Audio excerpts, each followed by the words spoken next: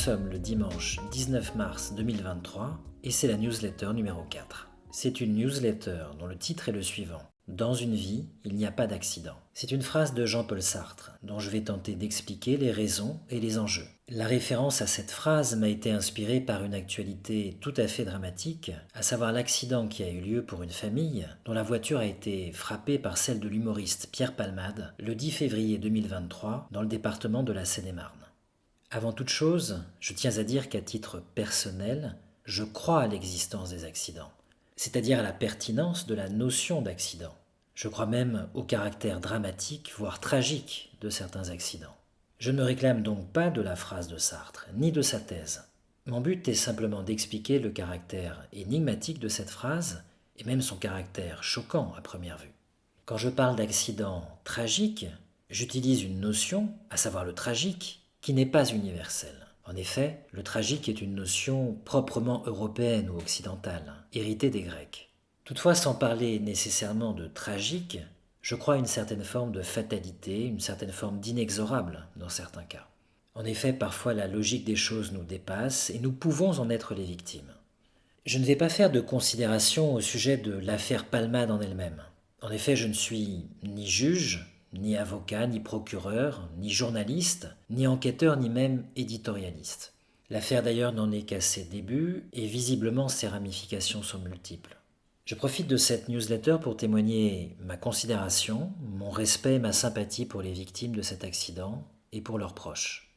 Le but des newsletters, je le rappelle, est d'aborder les faits d'actualité avec du recul, de la distance, et d'envisager les choses à partir d'un point de vue dépassionné, en apportant des outils, des concepts, des ressources théoriques destinées à nous éclairer sur les situations de la vie ou les événements de l'actualité. Aujourd'hui donc, c'est la phrase de Sartre qui nous occupe. Dans une vie, il n'y a pas d'accident. C'est une phrase qu'on trouve dans son maître ouvrage, L'être et le néant, publié en 1943. Phrase étrange, énigmatique, inaudible même dans certains cas. Par exemple, si l'on visite une personne accidentée et grièvement blessée, quelles que soient nos convictions philosophiques, notre vision des choses, il y a des phrases inopportunes et impossibles à entendre dans certaines situations, notamment dans des situations de souffrance.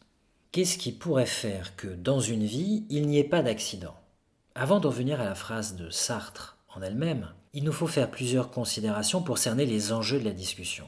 La newsletter sera donc structurée en 4 temps. Dans un premier temps, nous aborderons l'idée qui voit dans les choses une logique implacable, une mécanique aveugle et sans échappatoire. C'est ce qu'on nomme traditionnellement le déterminisme, et nous aurons recours, pour exposer cette hypothèse, cette vision des choses, à un célèbre auteur, à savoir Laplace, qui est un auteur de la deuxième moitié du XVIIIe siècle et du début du XIXe siècle. Dans un deuxième temps, nous essaierons de sauver l'existence du hasard, même dans l'hypothèse d'un monde nécessaire et déterminé. Nous aurons alors recours à un célèbre auteur, Antoine-Augustin Cournot, qui est un auteur du XIXe siècle. Et oui, même dans un monde où tout s'enchaîne logiquement ou nécessairement, peut-être que le hasard a encore un sens, voire une existence. Dans un troisième temps, nous verrons que, face à la nécessité de la nature ou des lois physiques, le statut de la liberté humaine peut apparaître ambigu. Pour penser ce statut ambigu de la liberté, nous aurons recours à la pensée d'un célèbre philosophe allemand du XVIIe et du début du XVIIIe siècle, à savoir Leibniz. Enfin, dans un quatrième temps, nous en viendrons à la phrase de Jean-Paul Sartre et aux arguments que celui-ci avance pour se justifier. Je l'indique tout de suite, pour celles et ceux qui sont les plus impatients ou les plus désireux de connaître avant tout la thèse de Sartre, vous pouvez vous rendre directement à la 4e partie de l'exposé. Alors je commence par la première partie, qui expose l'idée d'une logique implacable. Il faut bien voir que la notion d'accident ou d'accidentel suppose la notion de contingence. On appelle contingence le fait que le cours des événements est, au moins en partie, indéterminé. Il y a contingence quand 2 faits contradictoires sont possibles. Par exemple, si 2 armées s'avancent l'une vers l'autre ou se font face, mais que pour l'instant la guerre n'est pas déclarée, et que les hostilités n'ont pas commencé, l'avenir est divisé entre 2 faits contradictoires. Y aura-t-il ou n'y aura-t-il pas une bataille ? Cette idée de contingence a été notamment expliquée par le philosophe grec Aristote dans l'Antiquité. Que la bataille ait lieu demain ou dans les prochains jours, ou bien qu'aucune bataille n'ait lieu, les deux sont possibles. On dit alors que l'avenir est contingent. En effet, s'il n'y avait pas contingence, cela signifierait que tout est déjà écrit, déterminé. Il serait nécessaire qu'il y ait une bataille ou qu'il n'y ait pas de bataille. Dans un monde sans contingence, tout est déjà prédéterminé. Mais nous ne savons pas encore ce qui doit logiquement et nécessairement arriver. Notre connaissance des éléments du réel, du mécanisme des choses, de la prise de décision, n'est pas assez poussée pour nous faire connaître à l'avance ce qui doit nécessairement arriver. Bref, si tout est nécessaire, la contingence n'est qu'une illusion qui tient à notre ignorance de l'ensemble des causes qui rendent nécessaire un certain résultat. La contingence suppose donc le hasard. Quelque chose peut se passer ou ne pas se passer pour des raisons qui tiennent à des faits encore indéterminés, aléatoires. C'est ce qu'on appelle les aléas des circonstances. Une chose peut se passer qui fera basculer la situation dans le sens de la guerre ou qui empêchera la guerre d'être déclenchée. Nous avons donc trois notions qui sont liées: accidentelle, contingence et hasard. Il faut en ajouter une quatrième, c'est la notion de liberté. En effet, il n'y a de hasard dans le monde que s'il existe une liberté. Si la liberté n'existe pas, si aucun acteur des événements n'est libre, alors ces actions sont nécessaires. Elles ne sont pas contingentes. Et si elles sont nécessaires, cela signifie qu'elles sont déterminées ou prédéterminées. Toutes les décisions qui seront prises seront alors l'effet d'un mécanisme, d'une logique implacable. La liberté ou l'indétermination s'oppose à la fatalité, au destin, à l'inexorable. La fatalité est ce qu'on ne peut éluder ou éviter. Je n'entre pas trop ici dans le détail de la notion de fatalité. Les Grecs et les Latins avaient une notion différente de la fatalité. Les Grecs nommaient la fatalité de la tragédie ananké, A-N-A-K-E, accent grave. Alors qu'est-ce que ananké pour les Grecs? Ananké, c'est une fatalité qui ne concerne pas tous les êtres humains, mais seulement certains humains qui sont porteurs d'une malédiction des dieux, ou qui héritent de cette malédiction, souvent transmise par le sang, par la filiation. On peut penser aux exemples d'Œdipe, de Phèdre, d'Antigone, etc. Ananké, c'est donc la fatalité des héros tragiques. Les Latins, quant à eux, avaient la notion de fatum, F-A-T-U-M. C'est une notion plus universelle que ananké, une notion qui concerne notamment la naissance et la mort. Cette fatalité, au sens des Latins, regroupe tous les événements implacables. Elle peut aussi concerner les décisions des dieux ou celles du sort, décisions qui sont lisibles selon les Latins dans les signes déchiffrables par les auspices ou les aruspices, c'est-à-dire des prêtres qui sont préposés à la lecture des signes divins. Quelle que soit la notion de fatalité à laquelle on fait référence, qu'il s'agisse d'ananké ou de fatum, la liberté est opposée à la fatalité. Nous avons donc désormais quatre notions: l'accidentel, le contingent, le hasard et la liberté. Quatre notions qui sont intimement liées les unes aux autres. Alors notre première partie s'appelle, je l'ai dit, une logique implacable. En effet, si le hasard n'est qu'une illusion, une vue de l'esprit, alors le hasard n'est que l'autre nom d'une fatalité. Bref, le hasard tel qu'on l'entend ordinairement n'existe pas. La liberté n'existe pas. La contingence n'existe pas. L'accidentel n'existe pas. Il n'y a donc jamais, au sens strict du terme, d'accident dans une vie. Cette vision des choses, c'est ce qu'on peut appeler l'hypothèse déterministe. Elle fut formulée de façon emblématique par le philosophe Baruch Spinoza au XVIIe siècle, notamment dans son livre L'Éthique. Toutefois, pour exposer cette hypothèse déterministe, je vais me servir d'un autre texte célèbre et d'un autre auteur. Il s'agit de Pierre-Simon Laplace, dont je vous donne les dates de naissance et de mort. Il est né en 1749 et il est mort en 1827. Et je me réfère plus précisément à un extrait, un passage de son ouvrage intitulé Essai philosophique sur les probabilités. C'est un ouvrage qui date de 1814 et je fais référence plus précisément au chapitre qui s'appelle De la probabilité. C'est un texte très célèbre qui contient l'hypothèse qu'on a nommée par la suite le démon de Laplace. Alors je commence par lire le texte du marquis de Laplace. Tous les événements, ceux mêmes qui, par leur petitesse, semblent ne pas tenir aux grandes lois de la nature, en sont une suite aussi nécessaire que les révolutions du soleil. Dans l'ignorance des liens qui les unissent au système entier de l'univers, On les a fait dépendre des causes finales ou du hasard, suivant qu'ils arrivaient ou se succédaient avec régularité ou sans ordre apparent. Mais ces causes imaginaires, Laplace fait ici référence évidemment au hasard, je reprends la lecture du texte, mais ces causes imaginaires ont été successivement reculées avec les bornes de nos connaissances et disparaissent entièrement devant la saine philosophie, et qui ne voit en elles que l'expression de l'ignorance où nous sommes des véritables causes.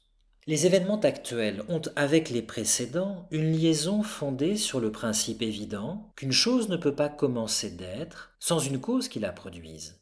Cet axiome, connu sous le nom de principe de la raison suffisante, s'étend aux actions mêmes que l'on juge indifférentes. La volonté la plus libre ne peut sans un motif déterminant leur donner naissance. Car si toutes les circonstances de deux positions étant exactement semblables, elle agissait dans l'une et s'abstenait d'agir dans l'autre, son choix serait un effet sans cause. Elle serait alors, dit Leibniz, le hasard aveugle des épicuriens. J'interromps juste ici la lecture pour bien faire comprendre qu'ici, Laplace nous dit que finalement, si la liberté, ou le choix pourrait-on dire, pouvait se faire sans qu'il y ait aucune raison de choisir, aucune raison de se déterminer, alors la liberté serait un pur arbitraire, ce serait un acte sans cause. Ce que Laplace veut nous dire, c'est que à chaque fois que l'on fait un choix, qu'on suppose être libre, en réalité ce choix obéit toujours à une cause, une raison qui nous fait choisir une chose plutôt qu'une autre. De ce point de vue, la liberté est toujours une illusion. La liberté, en fait, obéit au principe de la causalité. Nous choisissons parce qu'il y a une cause qui nous fait choisir. Je reprends la lecture du texte. L'opinion contraire est une illusion de l'esprit qui, perdant de vue les raisons fugitives du choix de la volonté dans les choses indifférentes, se persuade qu'elle s'est déterminée d'elle-même et sans motif. J'interromps de nouveau la lecture du texte. On comprend ici que pour Laplace, évidemment, la liberté, en tout cas ce qu'on appelle la liberté, c'est-à-dire le choix de la volonté, ne peut pas se déterminer pour une chose, c'est-à-dire ne peut pas choisir, sans raison de choisir. Je reprends la lecture du texte et Laplace va en venir à l'hypothèse que l'on a nommée par la suite, le démon de Laplace. Nous devons donc envisager l'état présent de l'univers comme l'effet de son état antérieur, et comme la cause de celui qui va suivre. Une intelligence qui, pour un instant donné, connaîtrait toutes les forces dont la nature est animée, et la situation respective des êtres qui la composent, si d'ailleurs elle était assez vaste pour soumettre ces données à l'analyse, embrasserait dans la même formule les mouvements des plus grands corps de l'univers et ceux du plus léger atome. Rien ne serait incertain pour elle, et l'avenir comme le passé serait présent à ses yeux. L'esprit humain offre, dans la perfection qu'il a su donner à l'astronomie, une faible esquisse de cette intelligence. Ses découvertes en mécanique et en géométrie, jointes à celles de la pesanteur universelle, l'ont mis à portée de comprendre, dans les mêmes expressions analytiques, les états passés et futurs du système du monde. J'interromps ici la lecture pour faire comprendre que, selon Laplace, on pourrait imaginer une intelligence infinie, capable de tout calculer dans l'univers. Il dit que l'intelligence humaine, par rapport à cette hypothèse d'une intelligence infinie, n'est qu'une sorte de brouillon. Certes, l'intelligence humaine a réussi, grâce à la loi de gravitation universelle qui avait été formulée par Newton, cette intelligence humaine a réussi à pouvoir prédire la course des planètes, et pouvoir déduire aussi à rebours quelle était la position des planètes dans les états antécédents de l'univers. Mais cette intelligence humaine est très limitée par rapport à l'hypothèse que Laplace formule, cette hypothèse d'une intelligence infinie. Je reprends la lecture. En appliquant la même méthode à quelques autres objets de ses connaissances, il est parvenu, c'est l'être humain, à ramener à des lois générales les phénomènes observés et à prévoir ceux que des circonstances données doivent faire éclore. Tous ces efforts dans la recherche de la vérité tentent à le rapprocher sans cesse de l'intelligence que nous venons de concevoir, mais dont il restera toujours infiniment éloigné. Cette tendance propre à l'espèce humaine est ce qui la rend supérieure aux animaux, et ses progrès, en ce genre, distinguent les nations et les siècles et font leur véritable gloire. Que nous dit ici Laplace ? Il formule deux types de déterminisme. D'une part, un déterminisme de la réalité. On peut l'appeler un déterminisme ontologique. Alors ontologique, c'est un terme d'origine grecque, un terme qui désigne ce qui est, on pourrait dire la réalité. En effet, aux yeux de Laplace, l'univers est entièrement déterminé, c'est-à-dire que les états de l'univers s'enchaînent de façon nécessaire en vertu des lois de la nature. D'autre part, Laplace formule un déterminisme de la connaissance. On peut appeler ce déterminisme un déterminisme épistémologique. Épistémé en grec, ça signifie le savoir, la science. En effet, si l'univers est déterminé dans l'absolu, alors on peut imaginer une connaissance absolue de l'univers, une intelligence infinie, qui permettrait de connaître tous les états de l'univers, à la fois ceux du passé et ceux de l'avenir. Commençons par le déterminisme ontologique, le déterminisme de la réalité. D'où vient cette supposition que tous les phénomènes de l'univers sont nécessaires? Eh bien, elle vient de la physique mathématique, des lois de la nature. Ces lois elles-mêmes reposent, en tout cas à l'époque de Laplace, sur le principe de causalité. Alors que nous dit le principe de la causalité? Il nous dit que toute chose a une cause. Tout effet dans la nature, c'est-à-dire toute chose qui se produit, toute situation, a une cause. Chaque situation d'un corps, son mouvement, sa position, l'état de sa force, sa relation avec les autres corps, tout cela a une cause. Quelle est cette cause? Cette cause, c'est l'état antérieur, celui qui précède l'instant présent. Je prends un exemple tout simple. Si un corps se trouve à un point B, à un certain moment du temps, et qu'il possède une certaine force de mouvement, c'est parce qu'il était l'instant d'avant à un point A, et qu'il se déplaçait dans la direction du point B. Et s'il était l'instant d'avant à un point A, c'est parce que l'instant d'avant, il était à un autre point et qu'il a reçu une impulsion à se mouvoir. On peut continuer la chaîne du raisonnement. Cette impulsion à se mouvoir elle-même avait aussi une cause. Elle ne venait pas de rien, etc., etc., etc. Bref, l'univers est semblable à un immense mécanisme, une immense horloge si vous préférez, où se trouvent les corps, depuis les plus petits corps jusqu'aux planètes. Et ce mécanisme fait que tous les états de l'univers s'enchaînent les uns les autres. La cause de l'état de l'univers à un instant t est l'état de l'univers qui a précédé cet instant t. Laplace nous le dit dans son texte. Aucun événement du monde, du plus petit jusqu'au plus grand, n'échappe au mécanisme de la causalité naturelle. Tout obéit nécessairement aux lois de la nature. Si l'on suppose, parfois, l'existence du hasard ou l'existence d'une intention dans la nature, c'est parce que nous ne connaissons pas entièrement le mécanisme qui rend toute chose nécessaire. Il y a bien sûr une objection possible à cette vision déterministe. C'est l'idée de la liberté, notamment de la liberté humaine. Or, dans son texte, Laplace balaie cette hypothèse comme une vaine fantaisie de l'esprit. À ses yeux, la volonté humaine n'est pas libre. Elle obéit au même mécanisme que la totalité extérieure de l'univers. Si, à un instant T, je choisis de faire telle ou telle action, c'est en raison des causes qui m'y poussent. Mes désirs, mes impulsions, l'ensemble des facteurs qui pèsent sur moi et qui sont des forces inscrites dans la nature. Il peut s'agir de mon éducation, de mes habitudes, de mes souvenirs, de mes tendances, de mes perceptions du moment et de toutes celles qui ont précédé. Tout cela constitue un faisceau de forces qui va déterminer mon choix. Mon choix n'est donc que le résultat d'un mécanisme. En effet, personne ne fait un choix sans raison, sans cause, même un choix purement arbitraire, qu'on ferait justement de façon gratuite, obéirait encore à une cause, à savoir notre désir de faire une action gratuite. Ce désir lui-même, ce désir de faire une action gratuite, a une cause. Par exemple, l'idée qui nous est venue de nous prouver notre liberté. Mais cette idée de nous prouver notre liberté a elle-même une cause, etc., etc., etc. Vous le voyez dans l'univers, il n'y a jamais d'effet sans cause. Rien n'échappe donc au principe de la causalité naturelle. Et donc rien n'échappe à la nécessité des lois de la nature. La liberté humaine est une chimère. Laplace en conclut donc la chose suivante. Je le cite de nouveau. Nous devons donc envisager l'état présent de l'univers comme l'effet de son état antérieur, et comme la cause de celui qui va suivre. Évidemment, tout le raisonnement de Laplace suppose que la liberté humaine n'est qu'une illusion, et que nous n'avons pas d'âme, aucune dimension métaphysique. Bref, nous sommes, à ses yeux, aux yeux de Laplace, un être constitué de pure matière, et dont tous les événements psychiques ne sont que l'expression des changements matériels en nous. Après avoir vu ce qu'est le déterminisme de la réalité, celui qu'on a nommé ontologique, passons maintenant au déterminisme de la connaissance. C'est ce qu'on a appelé plus tard le démon de Laplace.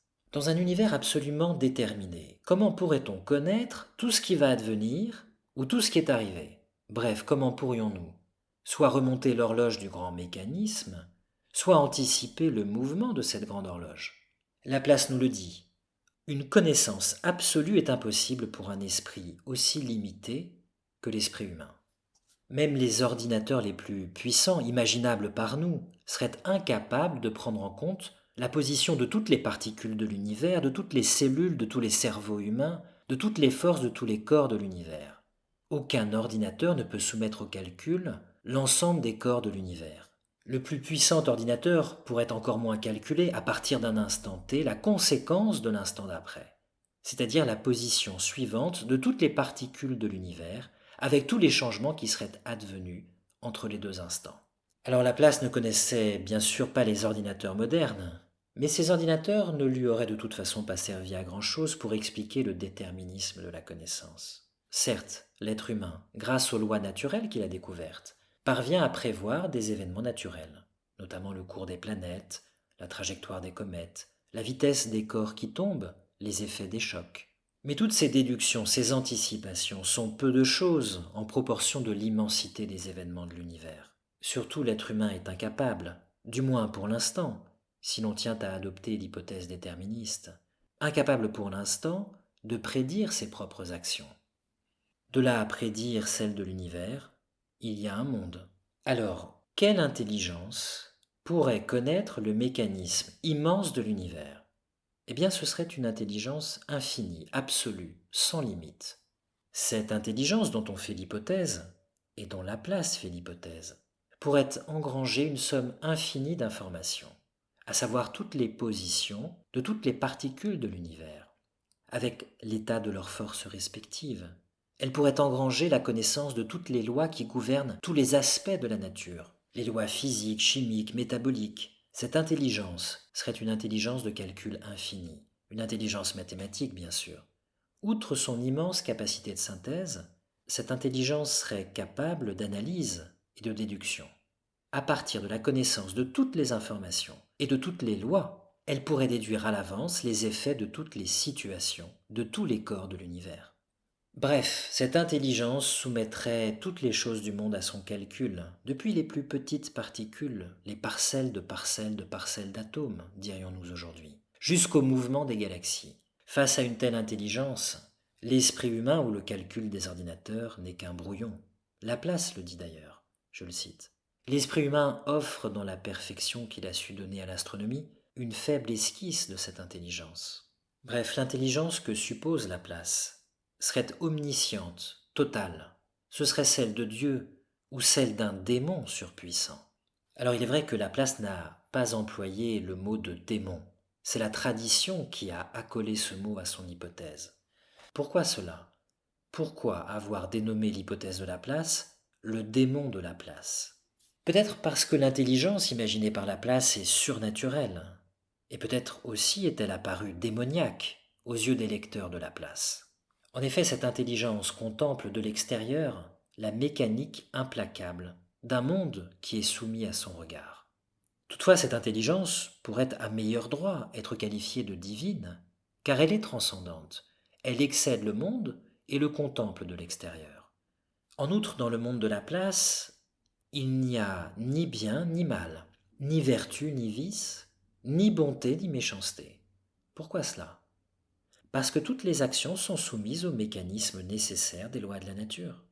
Même le crime le plus horrible, qui nous apparaît choisi et voulu, voire même prémédité, n'est en fait que le résultat nécessaire d'une logique des choses. Un ensemble de pulsions, de situations, de forces, de rencontres, d'idées, de facteurs ont fait qu'à un instant T, quelqu'un a commis un crime.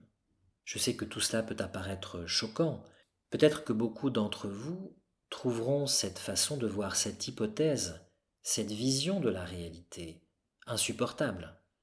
Effectivement, supposer que l'univers est un vaste mécanisme nécessaire, une sorte d'horloge, dont le cours est implacable, c'est d'une certaine façon déresponsabiliser moralement les acteurs de cet univers. Mais c'est la façon dont Laplace pense les choses. Et il faut dire que Laplace se situe en cela dans la lignée de Spinoza, que j'ai cité tout à l'heure, ou d'un autre philosophe, qui est Diderot, philosophe du XVIIIe siècle. En effet, Diderot était adepte d'un matérialisme total. Il avait déjà expliqué que de son point de vue, la liberté n'était qu'une fiction, une illusion. Diderot avait déjà posé une distinction entre le volontaire et le libre. En effet, tous les choix sont issus de notre volonté, mais en réalité, ils ne sont pas libres. Diderot avait formulé les choses notamment dans une lettre célèbre à l'un de ses correspondants, qui s'appelait Paul Landois, dans une lettre donc qui date du 27 juin 1756. Je vous cite un extrait de cette lettre de Diderot qui, je l'espère, ne paraîtra pas trop choquante à beaucoup d'entre vous. En effet, vous allez voir que Diderot aboutit à la conclusion suivante: il n'y a ni bien ni mal dans l'univers. Je cite Diderot.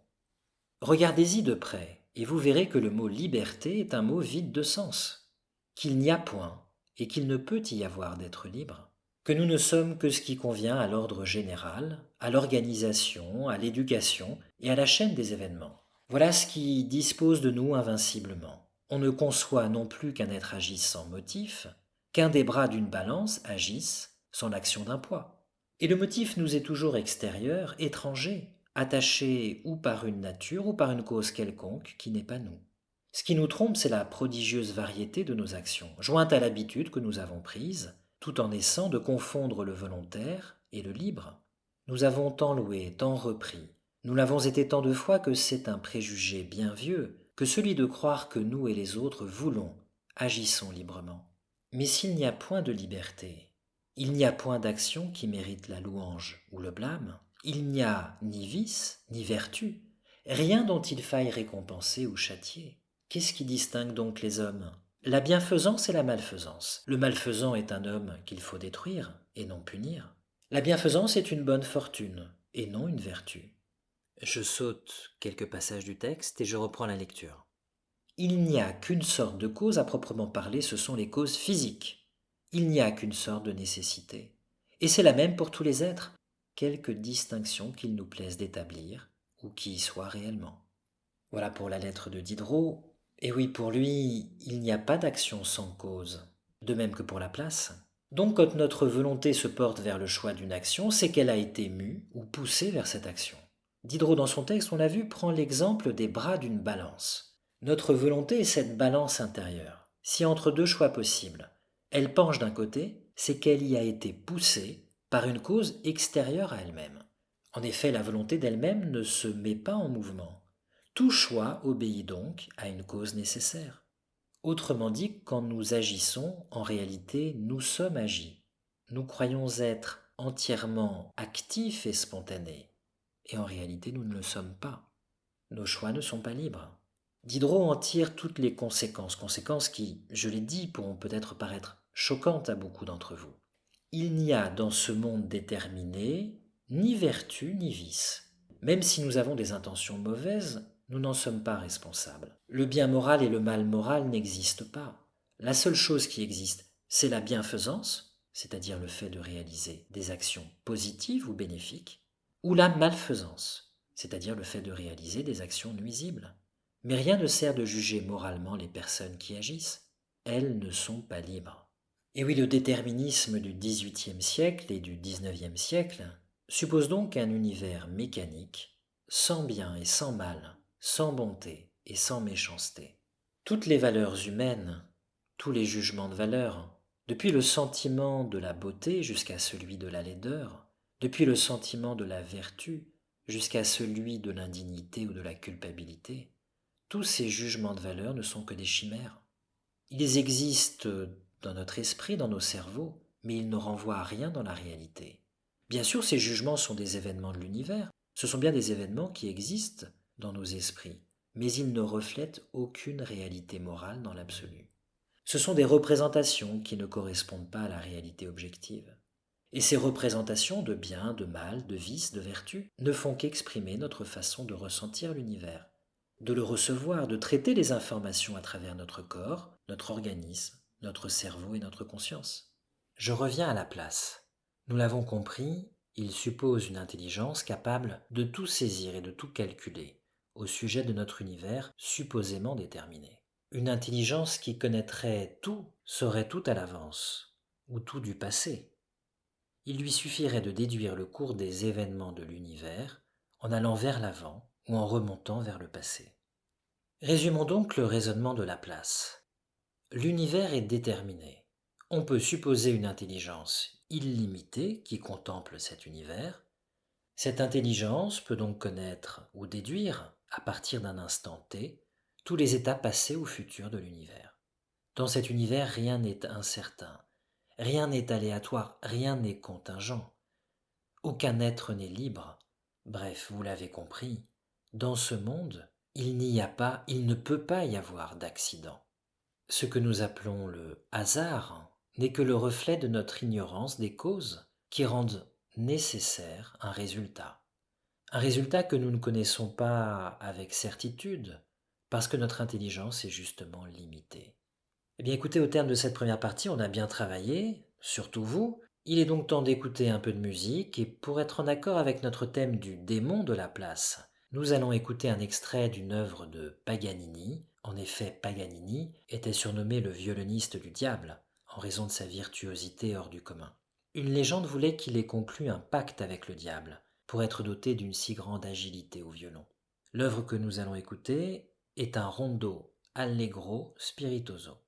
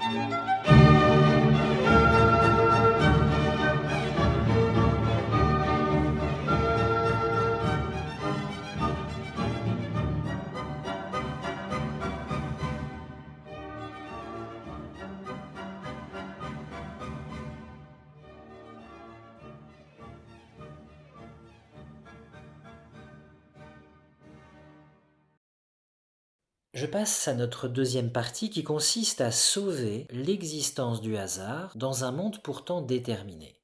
On a vu l'hypothèse du démon de la place, mais en réalité j'ai été un peu dur avec le hasard et avec la notion d'accident. Si on y regarde de plus près, on peut tout à fait admettre l'existence du hasard, même dans un univers déterminé.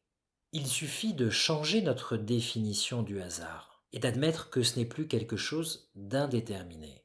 Il faut alors définir le hasard comme le fait pour une chose d'être relativement imprévisible. Un auteur nous donne la clé de ce paradoxe, c'est-à-dire de l'existence du hasard même dans un monde déterminé. Il s'agit de Antoine-Augustin Cournot. Alors que nous dit Cournot? Pourquoi le hasard ou des accidents peuvent-ils encore avoir un sens dans un univers nécessaire? Le hasard peut être défini comme la rencontre, la convergence, voire la collision de plusieurs séries causales indépendantes. C'est la définition que donne Cournot. Qu'est-ce que cela signifie? Je prends un exemple qui est donné par Cournot. L'un d'entre nous décide, pour tout un ensemble de raisons, de prendre un jour donné un train vers une destination donnée. Il prend sa décision à un instant T et son train part de la gare à un autre instant T. Or, ce train, pour des causes qui sont absolument indépendantes de sa prise de décision, ce train connaît une avarie de matériel qui provoque un déraillement. Cet accident est à mettre entre guillemets, est fortuit. Il est le fait du hasard, nous dit Cournot, car deux séries de causes ont convergé vers le fait que ce voyageur précis a subi un accident. D'un côté, il y a les causes qui ont poussé ce voyageur à prendre ce train, et de l'autre, il y a les causes qui ont provoqué le déraillement du train. Cournot expose notamment ses idées dans un ouvrage intitulé Les considérations sur la marche des idées et des événements dans les temps modernes. C'est un ouvrage qui a été achevé en 1868 et publié au début de l'année 1872. Alors vous me direz sans doute, d'accord, il y a du hasard parce qu'il y a des lignes d'événements qui se croisent, qui convergent, mais est-ce vraiment du hasard? Si, dans l'univers, tout est déterminé, alors le démon de la place voit à l'avance les deux séries d'événements qui vont converger et produire un accident. Eh bien la réponse de Cournot à cette question est surprenante, même si l'on suppose que la liberté n'existe pas, et que tout dans l'univers est déterminé. Même si l'on suppose que tout obéit à une logique nécessaire et implacable, le hasard a encore un sens. Alors vous me direz pourquoi? Pourquoi a-t-il encore un sens dans un univers qui est totalement déterminé? Eh bien parce que le hasard est une idée de l'esprit, une idée de la raison. c'est le fait que deux séries de causes initialement indépendantes convergent à un certain moment. S'il existe dans l'univers deux systèmes isolables de lois déterministes, leur rencontre produit des événements imprévisibles. Je prends un exemple. Si un astéroïde percute la Terre, à un moment où vous êtes en vacances au bord de la mer, mettons en Méditerranée, et mettons sur la Côte d'Azur parce que j'aime bien la Côte d'Azur, et si cet astéroïde percute l'endroit de la Côte d'Azur où vous êtes, alors cet événement est un hasard malheureux pour vous. Alors pourquoi hasard, si tout est déterminé? Eh bien, nous dit Cournot, ou nous dirait Cournot, parce que l'exemple n'est pas de lui, le mouvement de l'astéroïde obéit à une série de causes déterminées, certes, mais indépendantes de celles qui vous ont conduit à prendre vos vacances à Toulon, à Nice ou à Marseille. Le hasard n'est donc pas seulement le reflet de notre ignorance, selon Cournot. Le hasard est une façon de décrire un fait de la réalité, à savoir que deux séries causales indépendantes peuvent converger. Alors si on reprend l'hypothèse de Laplace, celle du démon de Laplace, eh bien ce démon saurait certes à l'avance tout ce qui va arriver, mais il verrait quand même du hasard, des convergences entre des séries causales. Certes, il pourrait calculer à l'avance tous les hasards du monde, mais ces hasards n'en seraient pas moins des hasards, des convergences. Vous me direz, c'est une drôle de notion que ce hasard capable d'être calculé. Et c'est vrai, je vous donne raison.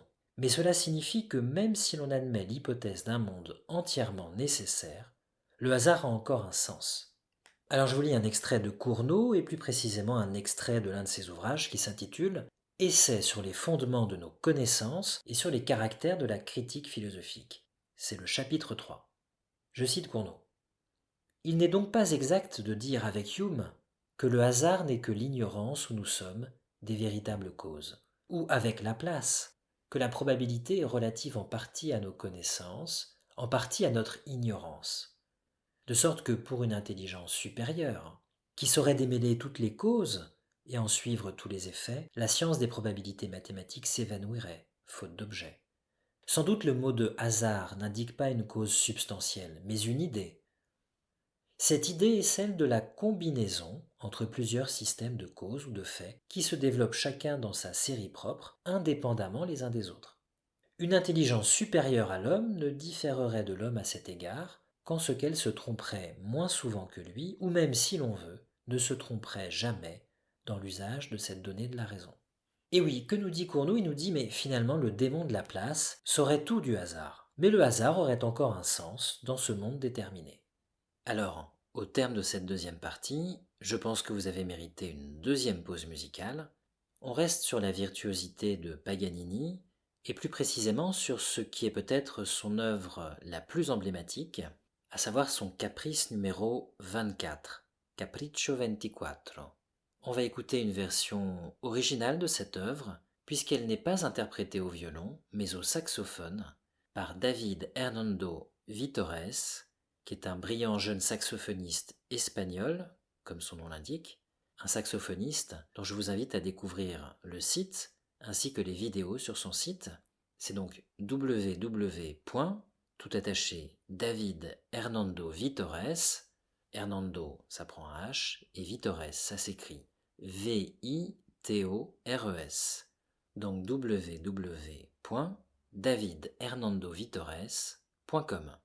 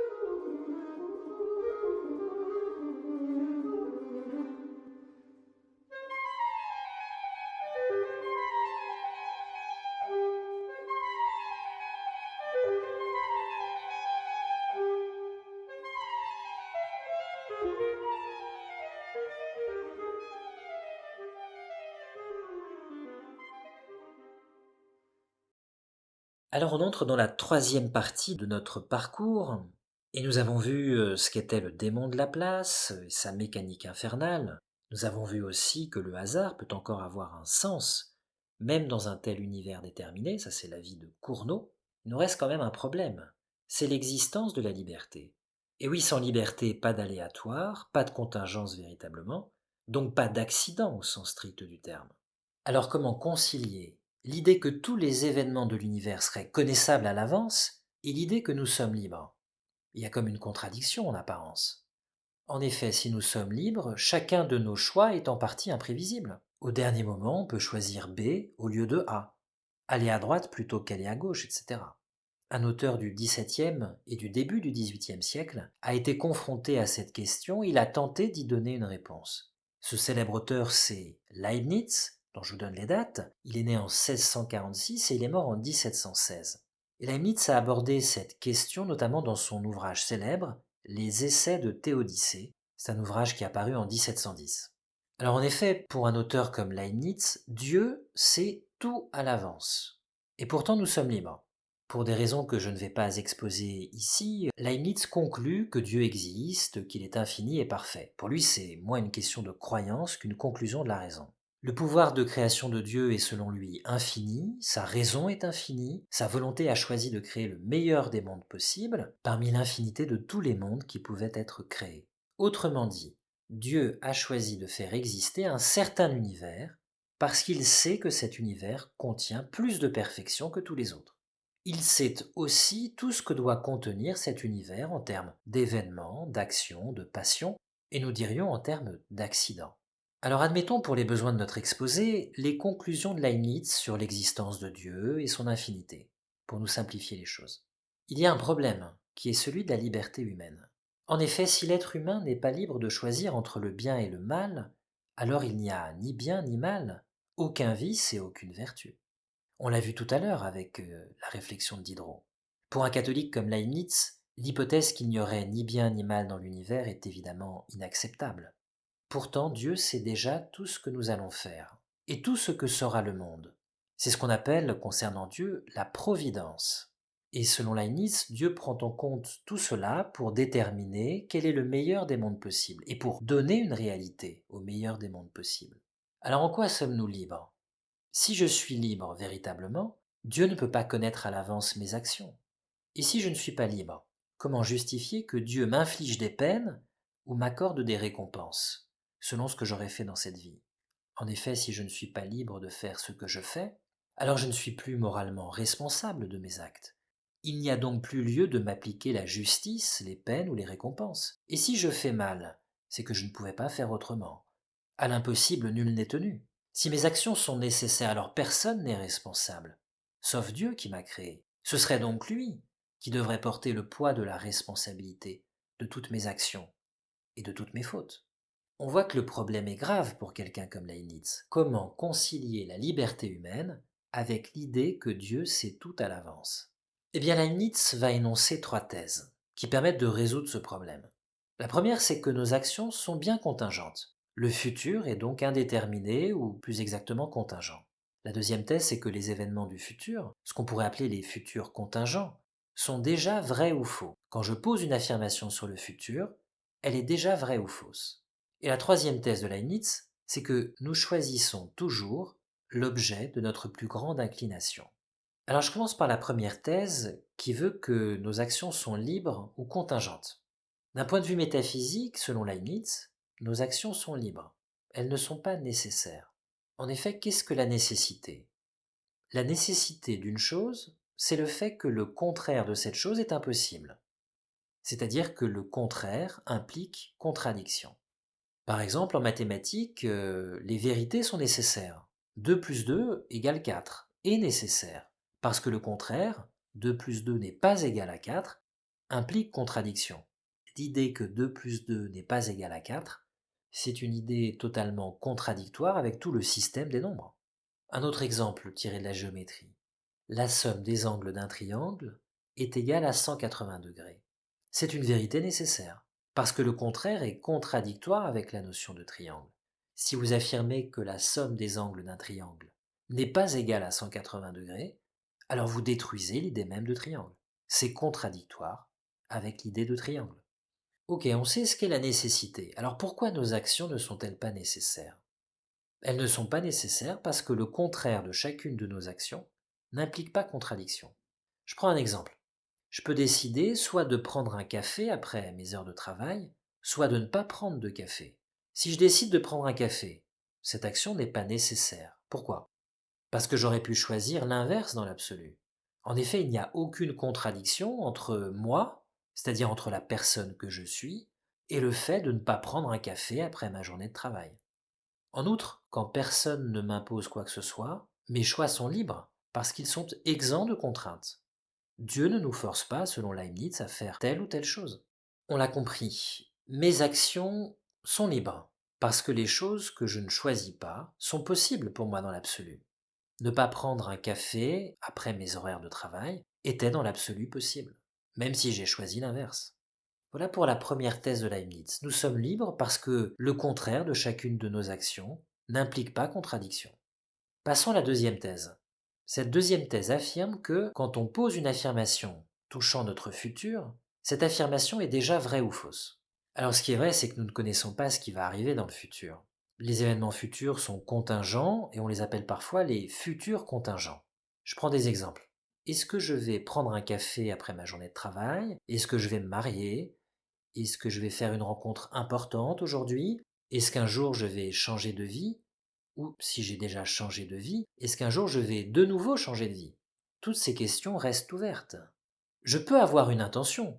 J'ai envie de prendre un café, ou je rentre de soirée avec quelqu'un avec qui je pourrais concevoir de me marier un jour, mais je n'ai aucune certitude, aucune assurance nécessaire que les choses vont arriver dans un sens ou dans un autre. Un événement imprévu peut arriver, un obstacle qui m'empêche de réaliser mon intention. Donc le futur est contingent et il est ouvert.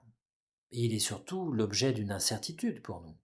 Cependant, nous dit Leibniz, les futurs contingents sont déjà vrais ou faux, comme toute proposition d'ailleurs. Si je pose ces deux propositions, je vais prendre un café tout à l'heure, ou cette autre proposition, je vais me marier. Ces deux propositions sont vraies ou fausses, même si je ne connais pas encore la réponse. En effet, une proposition qui porte sur un fait, même un fait futur, ne peut pas être ni vraie ni fausse. Elle est toujours soit vraie, c'est-à-dire conforme à la réalité, soit fausse, c'est-à-dire non conforme à la réalité. Et ce, même si le fait n'est pas encore advenu. En logique, le fait qu'une proposition ne puisse être ni vraie ni fausse s'appelle le principe du tiers exclu. C'est l'idée qu'il n'y a pas d'autre possibilité pour une proposition qui porte sur des faits. Elle est soit vraie, soit fausse.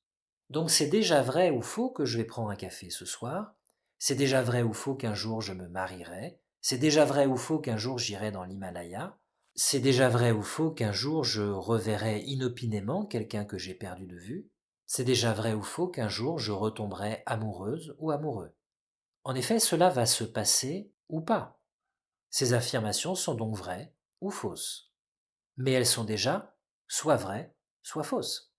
Bien sûr, je ne connais pas encore la réponse à toutes ces questions, mais la réponse existe dans l'absolu, nous dit Leibniz. C'est vrai ou faux qu'un jour j'aurai des enfants. C'est vrai ou faux qu'un jour mes enfants iront vivre à l'étranger. C'est vrai ou faux qu'un jour j'irai au Mexique. C'est vrai ou faux qu'un jour je traverserai la Méditerranée, si je ne l'ai pas déjà fait. C'est vrai ou faux, mais je ne le sais pas encore. Plus exactement, je ne sais pas encore si c'est vrai ou si c'est faux. Mais si c'est déjà vrai ou faux, si toutes mes actions futures sont déjà vraies, et celles qui ne se réaliseront pas déjà fausses, alors tout est déjà écrit. C'est déjà vrai ou faux que je vivrai longtemps, que j'aurai des problèmes de santé ou pas, que je lirai tel ou tel roman, que j'aurai telle ou telle histoire d'amour, etc. L'ensemble de ma vie est donc un ensemble de vérités que je ne connais pas encore, du moins pas en totalité. Mais ma vie, d'une certaine façon, est déjà écrite pour Leibniz, puisqu'il est déjà vrai que certaines choses arriveront plus tard ou non. Alors attention, le futur reste contingent, car je choisirai tout à l'heure de prendre ou de ne pas prendre ce fameux café. Je choisirai un jour de me marier ou de ne pas me marier, de faire la traversée de la Méditerranée ou de ne pas faire la traversée de la Méditerranée. C'est déjà vrai que je vais choisir une chose et pas une autre. Mais si c'est déjà vrai, il n'y a pas d'opposition en principe à ce que Dieu puisse connaître cette vérité. Et oui, vous êtes libre, Mais pour Leibniz, Dieu connaît déjà à l'avance la vérité de votre existence. Évidemment, cela pose tout un tas de problèmes. L'un de ces problèmes est ce qu'on a appelé l'argument paresseux, c'est-à-dire le raisonnement de ceux qui concluent qu'on peut ne rien faire. Et oui, si l'avenir est certain, si ce qui doit arriver arrivera, quoi que je puisse faire, alors à quoi bon agir? À quoi bon travailler? Si mes projets doivent se réaliser, si c'est déjà écrit, alors autant rester sur mon canapé, mettre une bonne série, sortir ce soir, boire un bon whisky et ne pas travailler. Alors je dis whisky, mais ça peut être un verre de vin rouge, un verre de vin blanc. Et si à la fin je n'arrive pas à réaliser mes projets, c'est peut-être parce que je n'ai pas travaillé. Mais je pourrais toujours dire que le fait de ne pas travailler était déjà écrit. Comme mon échec d'ailleurs. Vous saisissez le sens de l'argument paresseux. Si tout est déjà écrit, si mon futur est déjà écrit, bien que je ne sache pas exactement ce qui doit arriver, à quoi bon faire quelque chose? Ce qui doit arriver arrivera. Ce qui ne doit pas arriver n'arrivera pas.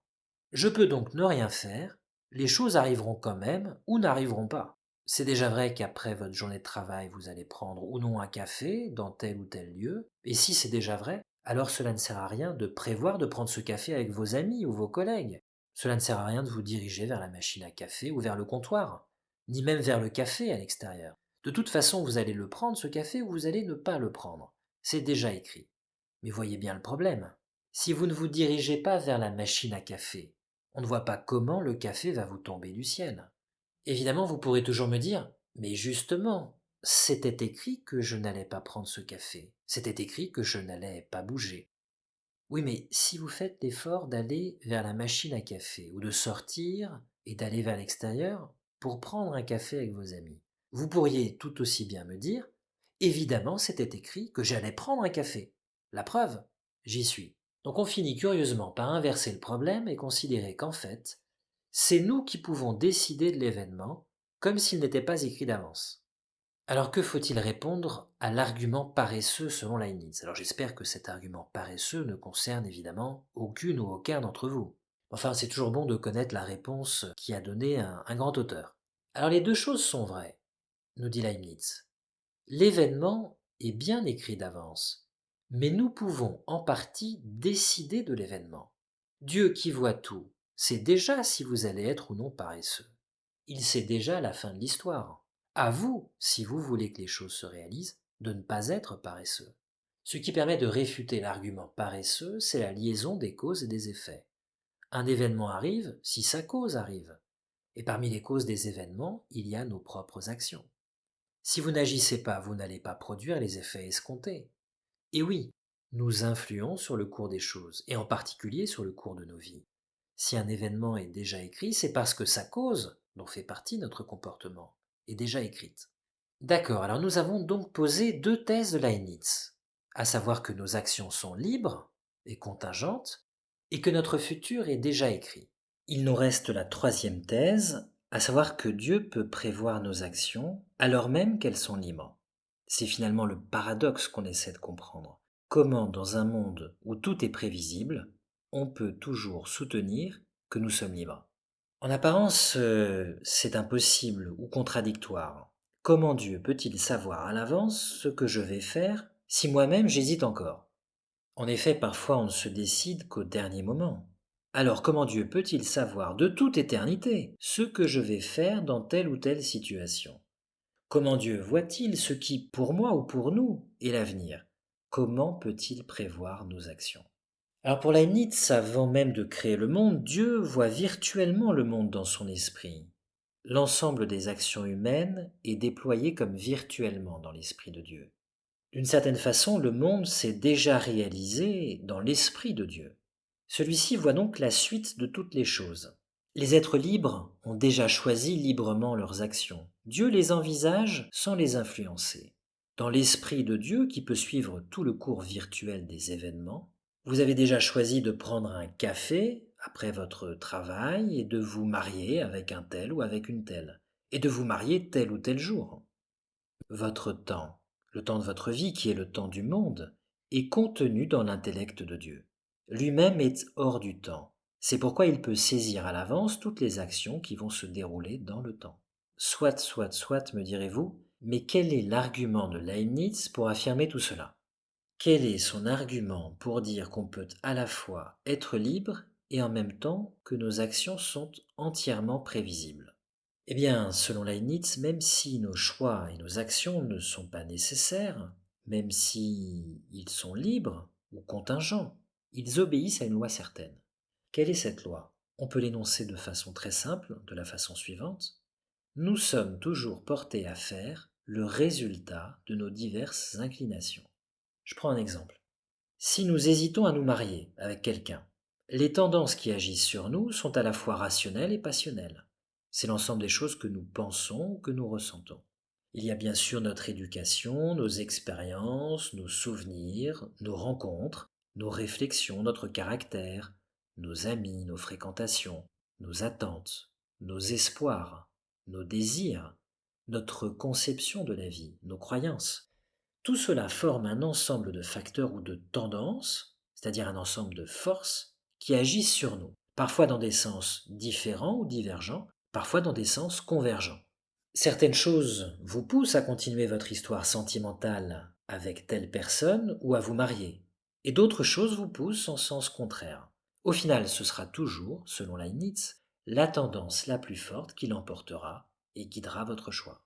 La conclusion est simple, tout est déjà joué d'avance. Pour qui pourrait peser à l'avance le poids de nos différentes tendances et des différents motifs qui nous incitent soit à nous marier, soit à ne pas nous marier. Et c'est la même chose pour toutes nos actions, conscientes ou inconscientes. Elles sont toujours le résultat d'un ensemble de forces dont certaines l'emportent sur les autres. Évidemment, nous-mêmes, parfois, nous ne savons pas quel va être notre choix, mais un être qui peut pénétrer nos âmes et voir les motifs de nos inclinations sait quel en sera le résultat. Il sait de quel côté penchera la balance. Même si au dernier moment vous allez faire un revirement de choix, Dieu sait déjà que ce sera le cas, car le revirement que vous allez faire sera l'effet de certaines actions ou de certaines pensées qu'il voit par avance et dont il peut mesurer les effets sur vous. Nos actions ne sont certes pas nécessaires, elles restent libres dans l'absolu, mais elles sont certaines à l'avance du point de vue de Dieu. Notre volonté n'est pas nécessité, elle n'obéit pas à une nécessité, mais elle est ce que Leibniz appelle inclinée. Elle cède toujours à l'inclination la plus forte. Et voilà comment Leibniz parvient à concilier la liberté humaine et l'idée que tout est déjà écrit.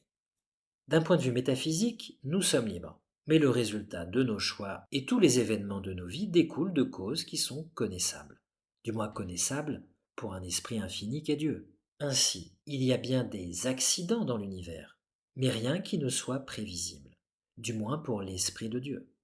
Alors au terme de cette troisième partie, où nous avons évoqué le point de vue omniscient de Dieu sur les vies humaines, il convient de faire une nouvelle pause musicale. Et quelle musique pourrait aussi bien dépeindre l'ampleur, les méandres et la profondeur de la vie humaine que la symphonie numéro 5 de Gustave Mahler, et plus précisément l'adagietto de cette symphonie numéro 5.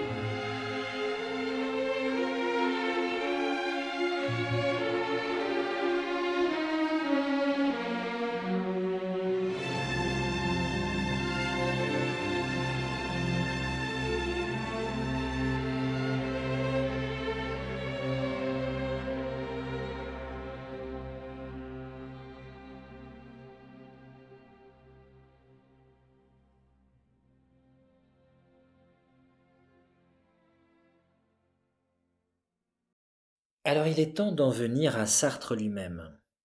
On est donc désormais dans la dernière partie. Nous avons déjà fait un beau parcours. Avec Laplace, nous avons vu ce qu'était l'hypothèse du démon et d'un monde déterminé. Avec Cournot, nous avons vu que le hasard a toujours un sens, même dans un univers déterminé. Et avec Leibniz, nous venons de voir que la liberté est compatible avec l'idée que notre avenir est déjà connaissable ou prévisible a priori. Nous allons maintenant aborder une pensée radicalement différente de celle que nous avons traversée. En effet, Sartre croit en une liberté absolue, une liberté totale pour notre vie humaine.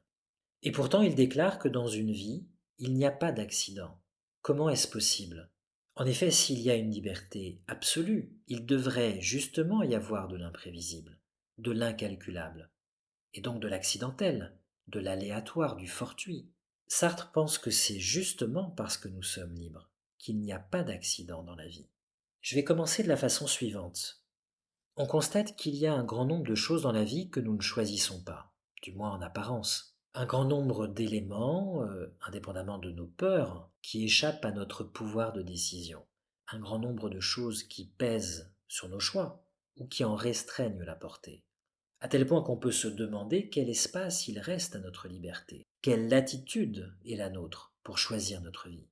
Je ne sais pas si vous avez déjà entendu quelqu'un vous dire ⁇ Je n'ai pas choisi ma vie, je n'ai pas choisi mes parents, je n'ai pas choisi ma famille, mon milieu social, je n'ai pas choisi mon pays, ma culture, la culture qui inclut les idées, les valeurs, les normes, les références et les opinions qui structurent ma pensée. Je n'ai pas choisi l'époque à laquelle je vis, la langue que je parle et avec laquelle je pense. Je n'ai pas choisi les circonstances historiques dans lesquelles je vis, les hasards de la vie dont j'ai été la victime ou l'objet. Même quand j'ai fait des choix, ils étaient limités aux situations qui m'étaient données. Je n'ai pas même choisi mon caractère ou ma sensibilité, qui pourtant pèsent tellement sur mes choix. On entend souvent les personnes qui tiennent ce genre de discours ajouter ⁇ Si j'avais été libre de choisir ma vie, j'aurais changé certaines choses, je serais peut-être né ailleurs, j'aurais vécu dans un autre pays, parlé une autre langue, peut-être aurais-je fait d'autres rencontres, dans d'autres circonstances. Bref, j'aurais changé certaines choses. ⁇ Alors tout ce que je viens d'énoncer, c'est un discours possible, c'est une manière possible d'envisager l'existence humaine. Eh bien Sartre défend exactement l'idée inverse. Il défend l'idée d'une liberté absolue, quelle que soit la situation. Il le fait notamment dans son ouvrage L'être et le néant, qui a paru en 1943, ouvrage dans lequel il affirme que nous avons tous choisi notre vie. Alors pourquoi choisissons-nous notre vie selon Sartre? Je vais être un peu frontal, mais c'est la pensée de Sartre que j'expose, et non la mienne. Selon lui, nous avons tout choisi dans notre vie parce que nous avons la possibilité de nous suicider. C'est la possibilité du suicide qui, aux yeux de Sartre, fonde le caractère absolu de notre liberté dans la vie. Vous êtes dans une situation donnée, une situation sociale, familiale, sentimentale, historique, professionnelle. Vous pouvez à tout moment sortir de la situation en vous suicidant. Si vous ne le faites pas et que vous choisissez de rester dans cette situation, alors vous choisissez votre vie telle qu'elle est. Vous ne pouvez pas dire que vous n'avez pas choisi ce que vous êtes ou qui vous êtes, puisque vous pouvez le refuser à chaque instant. Votre vie est donc bien le résultat d'un choix. Si vous décidez de rester dans la situation, dans cette réalité, vous choisissez votre vie telle qu'elle est. Vous choisissez de rester dans la situation avec tout ce qu'elle comporte et tout ce qui peut vous arriver, avec ses risques et ses imprévus. Il n'y a donc aucun événement de votre vie que, d'une certaine manière, vous n'ayez pas choisi. Si l'on adopte la perspective de Sartre, il est difficile de trouver un événement que nous n'avons pas choisi. En effet, même s'il nous arrive un accident de voiture, nous aurons fait le choix de prendre la voiture, avec un risque d'accident. L'accident ne sera pas totalement étranger à notre choix. Même si nous tombons malades, nous aurons fait le choix de vivre une vie dans laquelle il existe un risque de maladie. Selon Sartre, dans l'existence, nous choisissons tout, puisque nous pouvons tout refuser. Ou plutôt, tout ce qui nous arrive est la conséquence de nos choix. Tout découle de votre choix de rester en vie. D'ailleurs, si l'on veut raisonner de manière juste, nous dit Sartre, il faut dire qu'il n'y a jamais d'accident dans une vie. au sens de quelque chose qui arriverait d'une manière totalement indépendante de notre volonté, quelque chose qui nous tomberait dessus et que nous n'aurions pas, dans une certaine mesure, choisi, au moins à titre de risque ou de possibilité, quelque chose dont nous ne serions absolument pas responsables.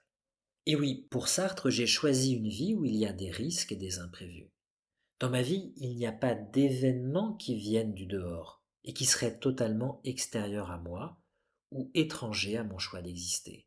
Alors attention évidemment, si quelqu'un a un accident et se retrouve à l'hôpital, vous n'allez surtout pas lui dire est-ce que tu ne l'as pas un peu cherché, est-ce que tu ne l'as pas un peu voulu. Il y a évidemment des moments où, quelles que soient nos convictions, il convient de se taire. Toutefois, pour Sartre, nous ne pouvons pas nous déresponsabiliser de notre choix d'exister. Nous sommes tous condamnés à être libres, et donc responsables de ce qui nous arrive. La liberté n'est pas une contrainte ou une obligation, c'est une fatalité. Dans son texte, Sartre prend un exemple. Nous sommes mobilisés pour une guerre.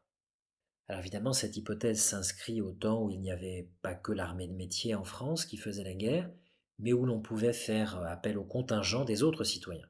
Et il faut savoir que les déserteurs étaient soit fusillés quand ils quittaient le front, notamment ce fut le cas lors de la Première Guerre mondiale, soit mis en prison. Alors nous sommes libres d'aller ou de ne pas aller à la guerre. Évidemment, si nous n'y allons pas, nous risquons d'aller en prison ou pire. Mais nous sommes libres. Nous ne pouvons pas dire que la guerre nous est tombée dessus. Si nous allons à la guerre, cela signifie que nous avons choisi la guerre, nous avons choisi d'y participer. Et nous continuons à faire ce choix tout au long de la guerre. Selon Sartre, si nous faisons ce choix de vivre pendant la guerre, nous méritons la guerre et nous en sommes responsables, voire coupables. Et oui, selon Sartre, si je choisis d'aller à la guerre, c'est comme si j'étais responsable de toute la guerre à mon échelle. Puisque, à mon échelle, devant la totalité de l'événement, je pouvais la refuser ou la nier. Mais j'ai décidé qu'elle existe pour moi. J'ai fait le choix de l'événement dans sa totalité.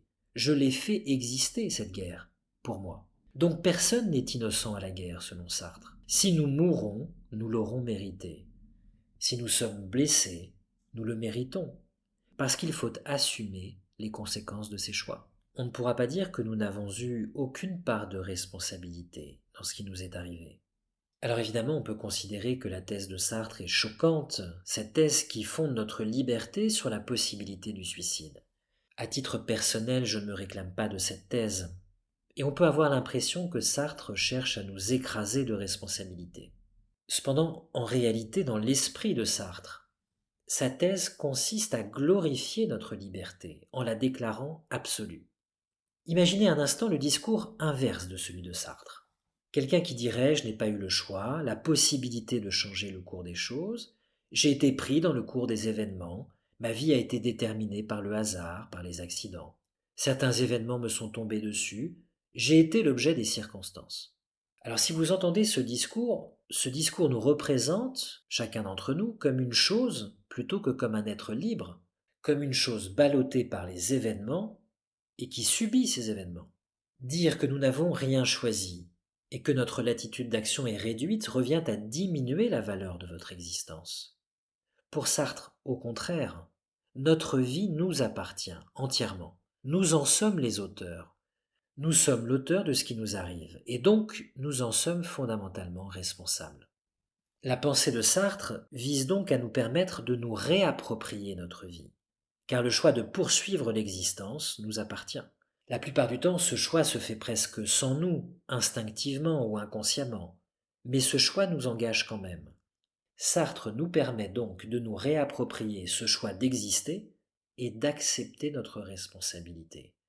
Le suicide apparaît comme l'acte libre absolu, et c'est lui qui fonde notre absolue liberté dans l'existence. Vous voyez l'enjeu. Sartre nous dit que nous choisissons tout dans la vie. Alors d'accord, me direz-vous, mais nous ne choisissons pas d'être en vie, ni même d'être libres. Nous naissons sans l'avoir choisi et nous sommes libres, c'est un fait. Je suis né et je vais mourir, que je le veuille ou non. Je n'ai pas choisi de naître.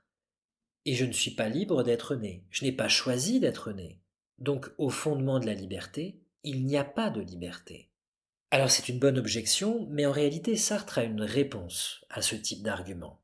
Il dit la chose suivante. Notre naissance, c'est-à-dire le fait d'être né, n'a de signification que tant que nous sommes en vie. En effet, la phrase je suis né n'a de sens et elle ne peut être prononcée, elle ne peut s'appliquer à moi que parce que je suis vivant. Une fois mort, ma naissance deviendra un simple fait administratif ou historique, inscrit dans les registres de l'état civil. Et si j'étais mort, ma naissance n'existerait pas pour moi. Donc, suivez bien l'idée de Sartre. Je suis né parce que j'existe et que je continue d'exister. C'est pour ça que je peux dire je suis né. Être né n'a de sens que si l'on continue à être.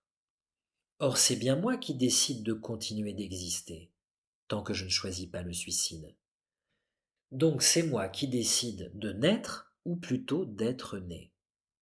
Je décide de continuer d'être en vie, et donc de continuer d'être né. C'est ce qui explique cette phrase qui peut paraître totalement hallucinante de Jean-Paul Sartre, je la cite. Je choisis d'être né. Et oui, j'ai choisi d'être né tout au long de ma vie, à chaque instant de ma vie, dès lors que j'ai pu me donner la mort et que je ne l'ai pas fait. Je suis né à chaque instant de ma vie. En ce moment, vous qui m'écoutez, vous choisissez d'être né en continuant d'exister. Et en continuant de m'écouter, ce qui est déjà un grand mérite. Nous faisons exister notre naissance. Le fait passé de ma naissance n'a de sens que dans le présent de ma vie. Naître, le fait de naître, n'est pas un fait brut, indépendant de moi. Sartre répond donc à l'objection qui voulait que le fait de ma naissance, ou le fait d'être en vie, limiterait ma liberté. On ne voit donc pas pourquoi nous n'aurions pas le droit au suicide selon Sartre. Ma liberté est bien absolue, et elle s'applique même à ma naissance, ou plutôt à ma qualité d'être né. Alors admettons que vous soyez coriace. Admettons que vous me disiez ou que vous disiez à Sartre, d'accord, très bien. Je choisis d'être né. Mais il reste tout de même un problème. D'accord, notre naissance n'a de sens pour nous que tant que nous existons. Et elle dépend donc de notre choix d'exister. Mais que dire de notre mort? Je n'ai pas le choix de mourir ou de devoir mourir. Mais je ne peux pas choisir d'être mort tout en existant. La mort ne dépend pas de notre choix d'exister. La mort, le fait de mourir, limite donc ma liberté. Pour soutenir que la mort ne limite pas la liberté, il faudrait soutenir qu'elle n'a rien à voir avec la vie. Parce que dans le cas contraire, la mort définit la vie et donc limite ou délimite la vie. Alors on comprend bien l'objection. Et bien on va voir quelle est la réponse de Sartre à cette objection. Pour soutenir que la mort ne limite pas la liberté, il faut soutenir, ou il faudrait soutenir, que la mort n'a rien à voir avec la vie. Parce que dans le cas contraire, on doit bien admettre que la mort définit la vie, c'est-à-dire qu'elle limite ou délimite la vie. Or c'est bien la thèse que Sartre va défendre. La mort ne fait pas partie de la vie. Elle ne limite pas la vie, elle ne limite donc pas la liberté. Pour comprendre la thèse de Sartre, il faut comprendre au préalable la thèse d'un autre auteur que Sartre avait lu et qui est Heidegger. En effet, Sartre s'inspire de Heidegger et il s'oppose à Heidegger. Alors Heidegger, c'est un philosophe allemand du XXe siècle. C'est l'auteur notamment d'un ouvrage très célèbre qui s'intitule Être et temps, ouvrage qui date de 1927. C'est un grand philosophe, mais c'est un philosophe qui, au fur et à mesure du temps, est devenu très controversé, notamment en raison de ses liens avec le nazisme. Mais ce n'est pas l'objet de mon intervention d'aujourd'hui, donc je ne vais pas rentrer dans ce débat. Alors que nous dit Heidegger dans Être et temps, au sujet de la mort? Il souligne que la mort n'est pas un terme, une limite ou une borne lointaine que la vie finirait par rejoindre, et qui délimiterait la vie soit de l'intérieur, soit de l'extérieur. Et oui, une borne, on peut la regarder d'un côté ou de l'autre, et donc si la mort est une borne, on peut dire qu'elle fait partie de la vie, elle clôt la vie, c'est la borne de la vie, mais c'est une borne incluse dans la vie. Mais on peut aussi dire que la mort, c'est une borne qui limite la vie, au sens où, arrivé à cette borne, la vie cesse d'être, et donc c'est une limite exclue de la vie. Alors pour Heidegger, la mort, c'est l'horizon de la vie. C'est le contour dans lequel la vie s'inscrit. La mort, ce n'est donc pas quelque chose qui entoure la vie, comme si la vie était une sorte d'îlot circonvenu par la mort. Mais c'est une découpe qui trace la dimension de la vie. Pour le dire autrement, la mort donne un sens à la vie. De la même manière qu'un horizon, au sein d'un paysage, donne son contour au paysage, au sein duquel émerge un tracé, un relief, et où les choses prennent leur position, ainsi la mort est la dimension au sein de laquelle émergent les événements de ma vie. Elle est la dimension de mon existence, elle est ce qui fait que ma vie est finie. Je suis mortel. La mort donne donc du sens à ce que je vis. La preuve, si j'étais immortel, ma vie n'aurait pas le même sens. Les événements que je traverse ne s'inscriraient pas dans le même horizon. Ils ne prendraient pas corps ou relief de la même façon. Leur sens serait différent. Ils ne m'apparaîtraient pas de la même manière. Chaque jour, si j'étais immortel, si vous étiez immortel, chaque jour n'aurait pas la même valeur. Peut-être que chaque jour compte pour nous parce que les jours nous sont comptés. Chaque jour qui s'enfuirait, si j'étais immortel, ne m'arracherait pas quelque chose à moi-même, comme c'est le cas. Du moins, chaque jour qui s'enfuirait ne m'arracherait pas autant de choses qui me sont en réalité retirées par chaque jour qui passe. La mort est à venir, nous dit Heidegger. Elle est ce qui peut advenir, toujours, à n'importe quel moment. Elle est le risque, la possibilité la plus radicale de l'existence. Toute personne qui existe peut ne pas être. Toute personne qui existe peut ne plus être ou cesser d'exister. L'enfant qui naît est déjà assez âgé pour pouvoir mourir, et c'est parce qu'il peut mourir qu'il existe de manière finie. Donc non seulement l'avenir de la mort donne du sens à ma vie, mais l'avenir tout court détient le sens de mon existence. C'est l'avenir qui donne le sens du présent et du passé que je vis. C'est pourquoi le sens de ma vie est toujours à venir et qu'il n'est jamais donné une fois pour toutes.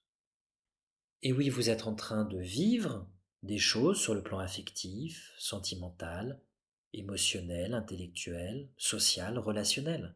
Vous traversez certaines expériences auxquelles vous donnez un sens maintenant, mais dont en réalité vous ne pouvez pas saisir la signification entière. Par exemple, si vous avez une relation amoureuse, vous ne savez pas ce qu'elle va devenir et le sens qu'elle va avoir ou qu'elle va prendre, selon la tournure que va prendre votre vie. Si vous restez avec la personne avec qui vous sortez en ce moment ou avec laquelle vous vivez, si vous fondez une famille ou que vous continuez à vous occuper d'une famille, la relation que vous avez en ce moment sera rétrospectivement le début d'une longue histoire d'amour ou la continuation d'un engagement ou d'une longue histoire d'amour. Si jamais vous vivez une passion et qu'elle se termine bientôt, ce sera à vos yeux, dans plusieurs années, un amour de jeunesse, un amour de passage ou un amour transitoire, peut-être un attachement frivole qui au final n'avait pas beaucoup d'importance ou s'est révélé être d'une importance limitée. Ou bien ce sera une expérience qui aura compté énormément pour vous, malgré sa brièveté, qui vous aura structuré, marqué et peut-être ouvert un peu plus à la vie. Mais tout ça, c'est l'avenir qui vous le dira. Quand je faisais cours à des adolescents ou des jeunes gens, je leur disais la chose suivante. Je leur demandais de considérer leurs études et je leur disais la chose suivante. Si vous poursuivez dans la ligne que vous vous êtes tracée, alors dans 10 ans, dans 20 ans, dans 30 ans, vous regarderez ce moment de votre jeunesse en vous disant que c'était les prémices de votre vocation, de votre devenir et de votre ambition. Mais peut-être que vous ferez dans quelque temps tout autre chose que ce à quoi vous pensez actuellement. Peut-être que vous n'avez pas même l'idée de ce que vous allez devenir. Du coup, en jetant un regard sur votre jeunesse, un regard rétrospectif, dans quelques années, elle vous apparaîtra, cette jeunesse, ou en tout cas ce moment de la jeunesse que vous vivez, comme un moment étrange, un moment où vous étiez encore en gestation de vous-même, un moment où vos véritables passions n'avaient pas encore éclos. C'est donc seulement à la fin de notre vie que nous pourrons saisir la trajectoire de notre vie, les lignes de force qui l'auront structurée, les tournants irrémédiables que nous aurons pris. C'est à la fin de notre vie, au moment où elle devient finalement un destin qu'on ne peut plus changer, qu'on en saisit l'entière signification, s'il nous est donné effectivement d'y réfléchir une dernière fois au seuil de la mort. Très bien, voilà quelle est la pensée de Heidegger au sujet de la mort. La mort, c'est cet avenir qui donne un sens à notre vie. C'est la délimitation qui donne une coloration, en tout cas un contour général à notre vie. Et c'est toujours l'avenir qui détient la clé, le sens du présent qui est toujours à considérer ou à penser en rapport à cet avenir, et notamment en rapport à cet avenir de la mort. Alors Sartre s'oppose à Heidegger sur plusieurs points qui permettent de mettre la mort hors jeu et de l'exclure de la vie. On a vu que c'est important pour Sartre d'exclure la mort de la vie, parce que si la mort n'est pas exclue de la vie, alors il y a quelque chose dans la vie qu'on ne peut pas choisir, à savoir la mort. Or Sartre, nous l'avons vu, nous dit que dans une vie, nous choisissons tout. Nous choisissons d'être nés. Et la mort, justement la mort, on va voir ce qui répond au sujet de la mort. Alors première considération, selon Sartre, la mort n'est pas une possibilité, ni même l'avenir.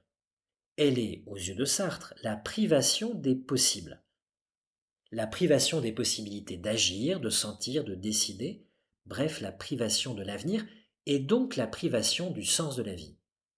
Elle réduit à néant tous mes possibles. Par exemple, si un jeune homme écrit le début d'un roman et meurt, son roman reste inachevé. Alors quel est le sens de cet acte d'écrire et de cette œuvre? Si ce jeune homme avait vécu, s'il avait eu un avenir, nous dit Sartre, nous connaîtrions le sens de cet acte. Peut-être ce roman serait-il resté inachevé, et peut-être n'aurait-il été qu'une passade sans importance. Peut-être ce roman eût-il été fini, mais peut-être eût-il été mauvais.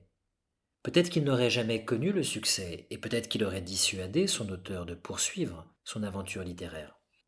Si ce jeune homme avait eu un avenir et que son roman eût été mauvais, mais le début d'une suite de romans qui finalement aurait été couronné de succès, alors ce premier roman aurait été la première marche, certes laborieuse, mais la première marche d'un écrivain en devenir.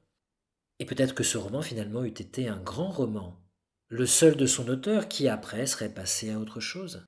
Nous ne le savons pas et nous ne le saurons jamais, nous dit Sartre. Le sens de cette œuvre ou de ce projet littéraire, arrêté par la mort, laissé en plan, reste donc suspendu.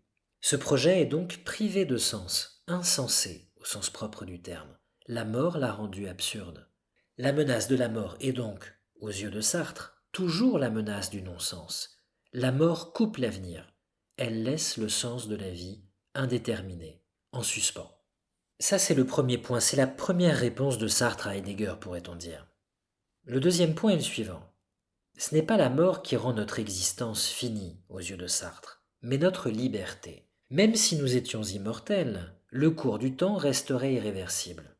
De même que nos choix dans telle ou telle circonstance. Chaque possibilité qui se serait présentée et que je n'aurais pas concrétisée serait morte à jamais. Même immortel, il me faudrait toujours choisir l'un ou l'autre des possibles. Je ne pourrais pas suivre à la fois toutes les routes possibles. Donc ce que je peux vivre est toujours fini ou défini par mes choix. Bref, c'est ma liberté, mon projet, mes décisions qui m'imposent de choisir entre les possibles et qui fait que ma vie est finie, et non pas la mort. Ce n'est pas la mort qui fait que ma vie est finie. On comprend aussi que ma liberté, bien qu'absolue selon Sartre, n'est pas infinie, puisqu'elle est la source de ma finitude.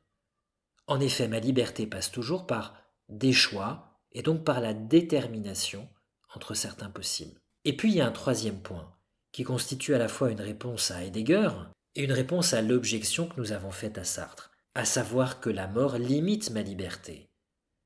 Alors quel est ce troisième point? Eh bien selon Sartre, ma vie ou ma liberté ne rencontre jamais la mort. Certes, je vois des gens qui meurent ou je croise des cadavres.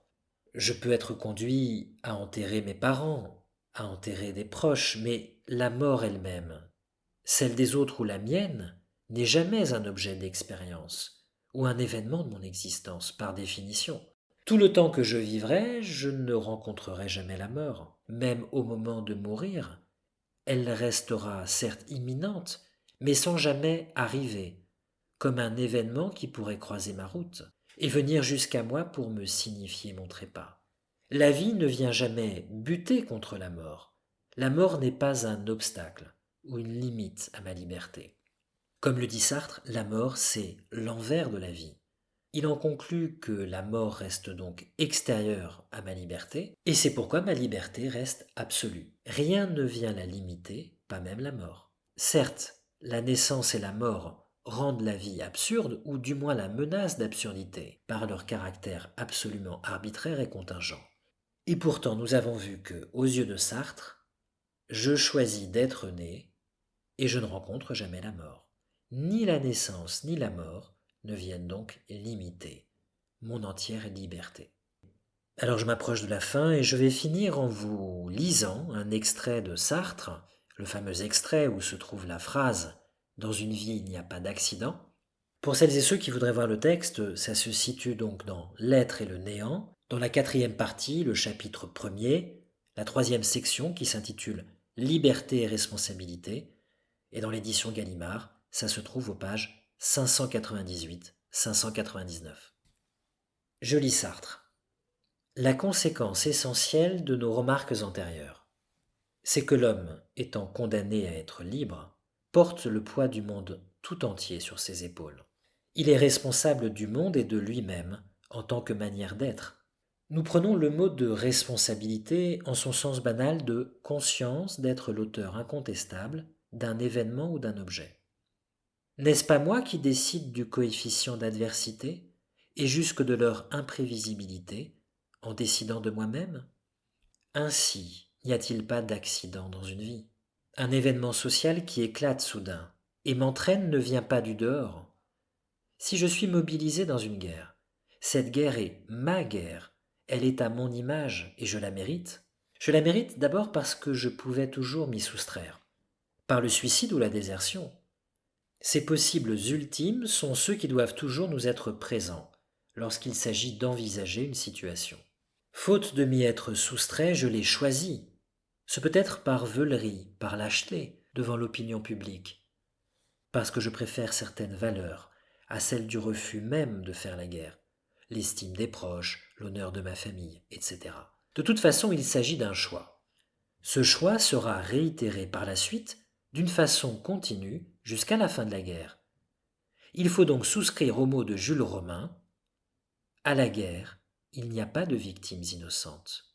Si donc j'ai préféré la guerre à la mort ou au déshonneur, tout se passe comme si je portais l'entière responsabilité de cette guerre.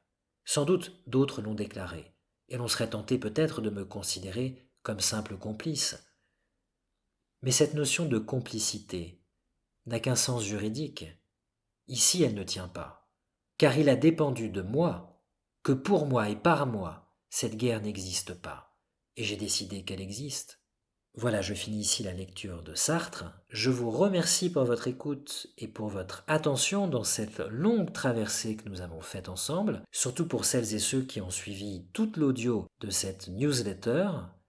Ce fut un plaisir pour moi de vous exposer les différentes thèses, celle de Sartre avec laquelle je viens de terminer, mais aussi toutes celles qui ont précédé dans l'audio complet, les thèses de Laplace, de Cournot et de Leibniz. Je vous souhaite une belle journée, une belle soirée ou une belle nuit.